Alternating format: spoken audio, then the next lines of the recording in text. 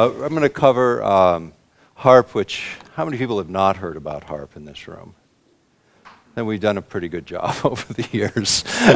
I remember when we started this, Jean Manning, who was my co-author of Angels Don't Play This HAARP, she's floating around here somewhere at the conference and doing some reporting for one of the new energy publications. When I started this work, and they asked me to kind of cover what motivated me to get into this in the first place. And I come from a political family. My father was a United States Congressman. My brother, Mark, is currently a United States Senator from Alaska. Family's been involved in politics a very long time. So you kind of get a nature of activism as sort of a birthright when you're born into it. Say that again?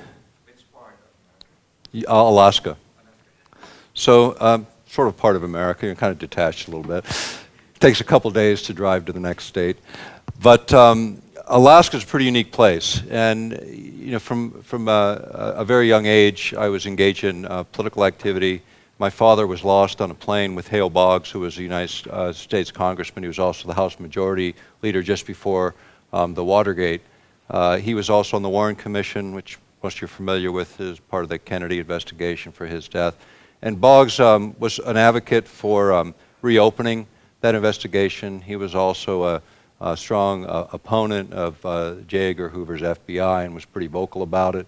He believed that government at that time was pretty corrupt, and he was someone that stood out and stood up and made his case known.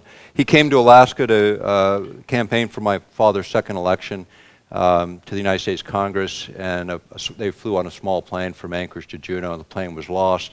Largest search in the history of the United States, and it was never recovered officially. In 1993, which was 20 years later, there was evidence that came out of the FBI that said they had located the plane, 2 people were alive at the crash site and never recovered. For my mom, that kind of got her out of politics. She left Alaska. For the rest of us, it became, again, a motivating factor for engaging in the kind of controversial work that myself and my brothers and sisters have engaged in our lifetimes. If it can happen to a congressman, it can happen to anyone, but the reality is people have to step up to the plate. Do what you can on the issues that are important to you. And so they asked me in the beginning of this to at least present my motivation for getting into this work in the first place. The other thing, at the time that I started to do the research on HAARP, I was working for the Anchorage School District. I'd been twice elected President of the Alaska Federation of Teachers, although I'm not a teacher and never have taught.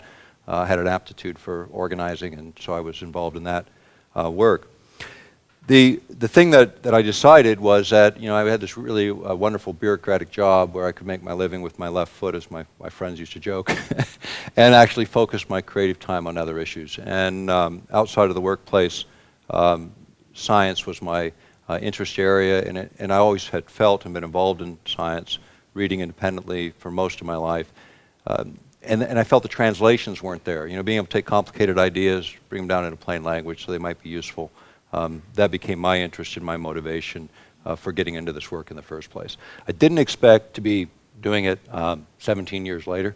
Never had I been involved in work that was that long. I jumped around a bit, followed my interest, and but technology became that. HAARP, the High Frequency Active Auroral Research Project, I ran into a very short, brief, a few column inches of article in a publication called Nexus, which I'm sure most of you are familiar with.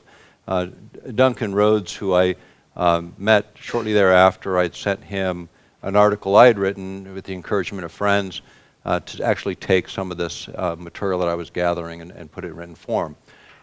That was published a few months later, and Jean Manning read it. She was a journalist, had a book in publication at the time. She approached me, and we agreed to collaborate on a writing project. Initially, it was going to be an article, but turned out we had way too much information. We decided we'd work together on a book, which I worked in government a long time, so we were working through this book, and I said, why don't you just come up to Alaska, you know, we'll sit down in a couple of weeks, we'll get this thing done. They had a long pause on the other end of the phone. So we can't write a book in 2 weeks. I come from bureaucracies, you know, you can't write 100 pages in a week, there's something wrong with you. So about 6 months later, we got the book done. We were looking for publishers. Nobody wanted to publish it because it wouldn't sell. The book is in several languages now. It's sold, I think, around 100,000 copies in all languages, which for a technical book is considered pretty good. But it was a catalyst, really, to get this idea and get the ideas surrounding the technology out there. The technologies were invented by Dr. Bernard Eastland, and Dr. Eastland and I became friends in the course of all of this. In fact, he thanked me a few years before his death. He says, it's really tough for physicists to become well known, and he wanted to thank me for helping in that effort because a lot of people know him now. He passed away in 2007, and just before he died, he participated in a closed conference that we had sponsored. At the time, I was working as executive director of the Lay Institute on Technologies. The Lay Institute was founded by one of the heirs of Frito Lay PepsiCo, and I was doing some work for them in technology.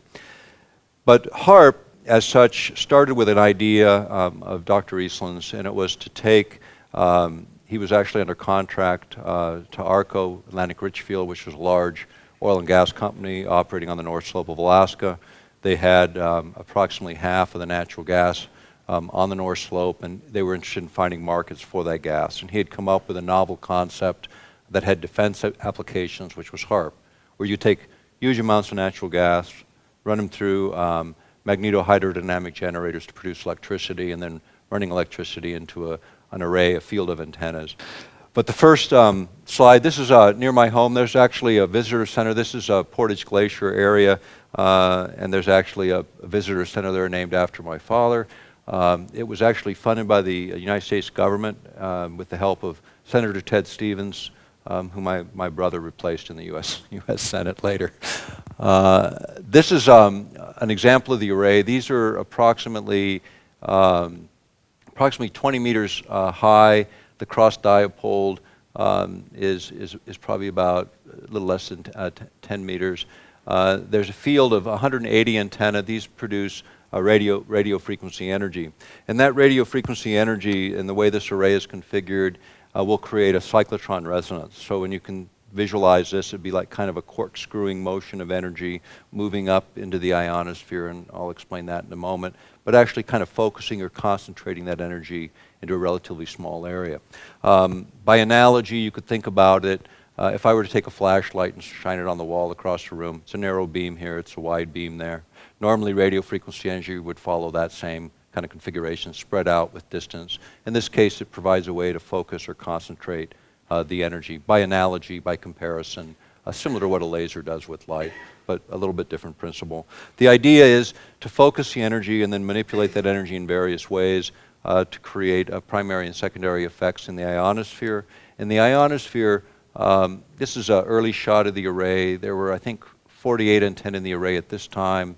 It's now 180 antenna. Eventually, 360 will be in this array.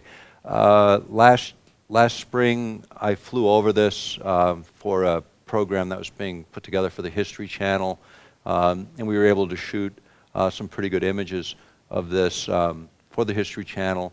And I've done a lot of work on this in terms of television. Spiegel TV did some things here in Europe, BBC.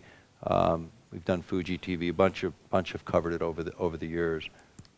The 180 antenna array is essentially here. And again, this will increase in size one more time to 360 antenna. Just another image.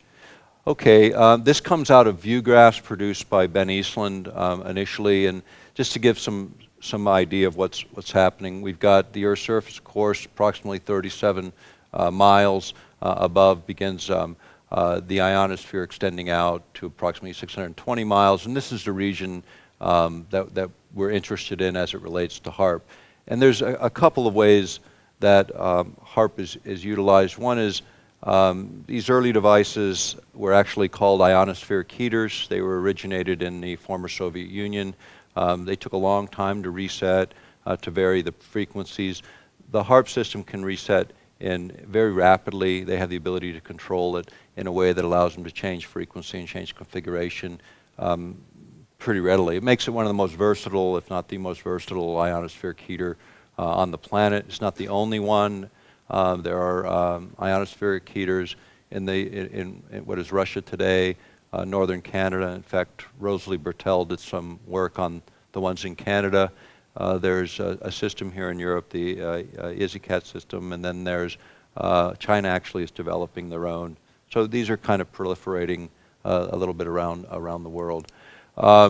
This is the idea of focusing the energy, starting graphically. This comes again from Bernard Eastland's view graphs. The array on the ground, focusing into the ionosphere, into a small area, which is then heated. And the idea is you can slew the beam, you can move this beam approximately 30 degrees, so you can actually heat a fairly good area, approximately 30 miles in diameter. And when you heat it, you can actually lift the ionosphere up several hundreds of kilometers, and then the idea is that lower atmosphere moves in, and we'll talk about what that can be used for. In fact, I'll mention a couple things now. One is altering pressure systems below, diverting jet streams is part of that concept of weather modification in Dr. Eastland's original patents. He did work for the European Space Agency on weather modification utilizing HAARP instruments. He did work for NASA and FEMA on the same thing. And then his last paper that he presented, I believe was 2005 or 2006, University of Pennsylvania, which was on weather modification again, but he had determined that you could manipulate weather with 1,600 times less energy than he originally anticipated when he designed the system, and he felt you could do that by manipulating gravity waves with this particular system. And in terms of technically how to do that, I can't tell you, but if you look up Ben Eastland and you look up that paper, it's something that's out there in the public domain. You can find it. But again, he came in looking for a way for ARCO to make some money on natural gas. We don't have a natural gas pipeline from the North Slope of Alaska to Tidewater. We have trillions and trillions of cubic feet of natural gas on the North Slope. There's lots going on in Alaska right now to try and get that gas to market. And if you look, seeing that we're in the Netherlands, Shell right now has got huge oil and gas rights in the Chukchi Sea, which is considered one of the biggest unexplored gas and oil fields. But again, no way to get it to market. So their thought was if we could just use it right there and use it for defense purposes, and perhaps they could sell an awful lot of gas. And so that's why Ben was brought into the picture. And he created a company called ARCO Power Technologies, Inc., which was later sold to Raytheon. And interesting about that is Raytheon was one of the original bidders on building the HAARP system. And they lost the contract. They didn't get that contract. Now, Raytheon at the time was in the top 40 of the Fortune 500 companies. And ARCO Power Technologies had no track record, had 30 employees. But what they did have is they had a cluster of 9 patents. And when you have intellectual property and you become essentially the only source for certain technologies within the procurement process, you have the advantage. You're going to get the contract. Raytheon then bought ARCO Power Technologies out, so they ended up with those technologies. They then sold that subsidiary to British Aerospace, and at the same time that happened, or approximately the same time, the project moved from the United States Air Force and Navy over to DARPA, and DARPA does the most classified research for various branches of the military and for the various security agencies in the United States. So they now control HAARP in terms of its advances and its projects. I'll read you the quote because it's an important one, and it comes from the Secretary of Defense, William Cohen, and it was at a DoD news briefing, April 27th, 1997, and it was on a conference of on international terrorism, terrorism and weapons of mass destruction. Now, this is 4 years before 9/11, and this was in the DoD news briefing that followed, and what he said, and I quote, "Others are engaging even in an eco-type of terrorism whereby they can alter climates, set off earthquakes and volcanoes remotely through the use of electromagnetic waves," unquote. Now that's a powerful statement for a seated Secretary of Defense to make and attribute to terrorist organizations.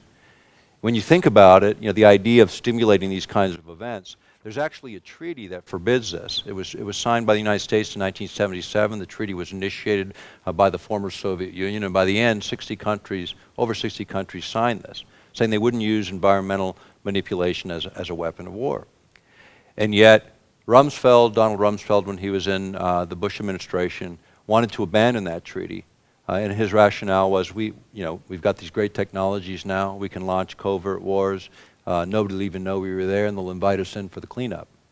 We have a lot further to go with our ability first to model the planet, to understand what we're doing, because you may create one solution in one place and 10 problems elsewhere, because we can't model the planet's systems efficiently enough yet. But if we're going to move in this area, it needs to be done in the open light of day, very, very slowly, with civilian sectors in all governments of the world, not just one or two, engaged in this kind of work. Pollutants removal using RF. Interesting idea, again, moving very carefully. And a warning that Rosalie Bertell gave, and now she's deceased, so I give the warning again, is these are the kinds of ideas that the military would use to get you and me as the public to support programs like HAARP.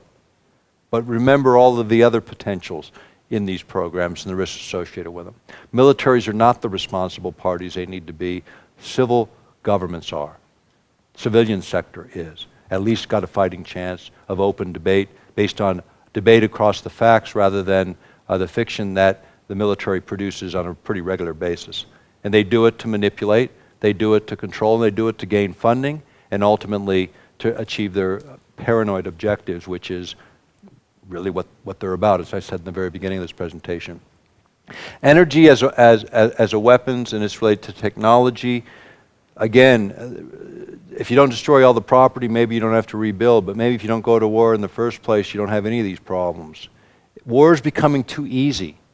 These new technologies make it easier every day. When people can sit in the middle of the United States and run drones anywhere in the world, the distance between the killing is too far. You know, when our fathers or grandfathers went to war and they came back from war, they still had the smell of it in their nose. They didn't want you going there. They did everything they could to avoid it. It's now become too easy to kill without that same connection to what you're doing. We have to keep this in mind. You know, military personnel can't really object. You know, they lose their civil rights as they step into that game. This is a very dangerous situation as we move forward, because high technology literally runs the world today. When you look at a metaphor for change and new technology, you know, I use this concept of technologies as an opportunity to really talk about what it takes to empower us to make change. And it really starts with changing ourselves. That's where it begins. People say all to me all the time, what can I do? What can I do? How do I protect myself? Everyone in this room has an issue you're passionate about, that you care about. I don't care what it is. Step up, do something that you know absolutely you can achieve. We each have a sphere of influence. It may be just our family and a few close friends, or it might be the reach into government. Exercise what you can do, not what you can't do. Recognize there's millions of others doing the same. I once asked a priest, what's faith? And he couldn't describe it. I can tell you what it is. It's acting on what you know to be right and true, doing something, changing something. We can all do that. And together we can change the world.